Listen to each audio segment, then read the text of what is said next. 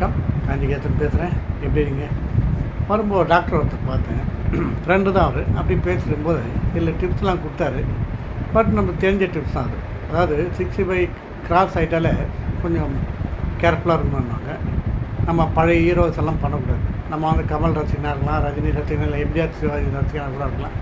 அப்போது அவங்க எகிரி குச்சா மாதிரி அப்படிலாம் பண்ணக்கூடாது. ஆனால் நம்ம சின்ன வயசுலலாம் பண்ணியிருக்கோம். இந்த படி 4 படிக்கிட்டா தான் ஆகும். இப்போ அதெல்லாம் முடியாது. ஒரு படிக்கிட்டு இறங்கிறதுக்கு எங்கேயோ இருக்க மாதிரி இருக்குது. இப்போ நினச்சி பார்த்தா அப்படி தான் இருக்குது. அதே மாதிரி படிக்கட்டில் பார்த்து ஏறணும். தனியாக நடுவில் ஏறாதுங்க. அந்த ஷேர்கேஸ் பிடிச்சிட்டு ஏறுங்க. 2 படியாலாம் ஏறாதீங்க. அதே மாதிரி கையில் வெயிட் வச்சுருக்கும்போது ரொம்ப கேர்ஃபுல்லாக போகணும். நான் என் பேரனை தூக்கி நடப்பேன், பேத்தியை தூக்கி நடப்பேன்னு சேலஞ்சு பண்ணாதீங்க. உங்களுக்கு ரிஸ்க்கு, குழந்தைக்கு ரிஸ்க்கு. ஓகேவா? அதே மாதிரி படுக்கையிலேருந்து எழுந்தும்போது சடனாக எழுந்துக்காதீங்க. கொஞ்சம் பேலன்ஸ் பண்ணிடுங்க. அவசரப்பட்டு எழுந்துக்காதீங்க. அவசரப்பட்டு நிற்காதீங்க. டப்புன்னு குடியாதீங்க. செல்ஃபோன் கீழே வந்துச்சுன்னு எடுக்காதீங்க. அதே மாதிரி இன்னொன்று, நின்னபடியே நீங்கள் பேண்ட்டு போட்டிங்கன்னா, எந்த வித பேலன்ஸ் இல்லாமல் பேண்ட்டு போட்டிங்கன்னா யூ ஆர் பர்ஃபெக்ட்னு அர்த்தங்க. என்னை பொறுத்தவரை அதான். பேண்ட்டு போடும்போது நம்ம தடுமாறினா நம்ம உஷாராகணும்னு அர்த்தம். கொஞ்சம் பேலன்ஸ் பண்ணி கட்டில் உட்காந்து அப்படி இப்படி எதாவது பண்ணலாம். அதே மாதிரி 2 வீலர் ஓட்டுங்க. ஓட்டாமலாம் இருக்காதிங்க. உங்களுக்கு என்னென்ன செய்ய முடியுமோ அதை கண்டிப்பாக செய்யுங்க.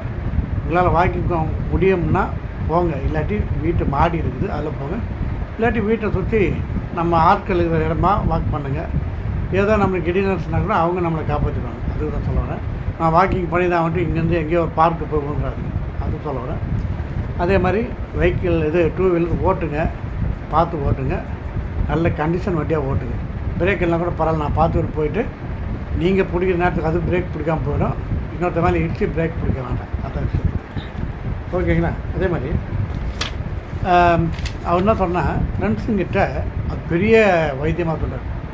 டெய்லி நீங்கள் ஒரு 1/2 இல்லை 1 ஹவர் நீங்கள் யாராவது ஒருத்தர்கிட்ட ஃப்ரெண்ட்ஸு யாராவது ஒருத்தர் வீட்டுக்கிட்ட பேசினா பிரச்சனை தான் வரும். வீட்டில் யார்கிட்ட பேசினா பிரச்சனை வரும்.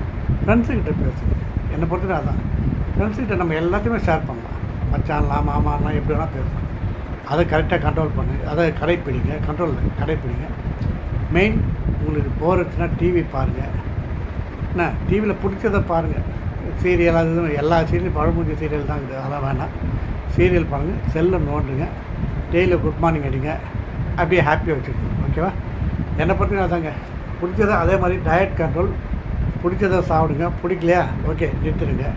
காஃபி டீ விருப்பப்பட்டால் குடிங்க. எதுலேயுமே நீங்கள் கண்ட்ரோல் இல்லாமல் இருங்க. மாத்திரையை டாக்டர் சொல்படி சாப்பிட்டா போதும். ஓகேவா? ஜாலியாக இருப்போம். 65 பெரிய இதுவே கிடையாது. இது ஸ்வீட் 16 மாதிரி, இது 65.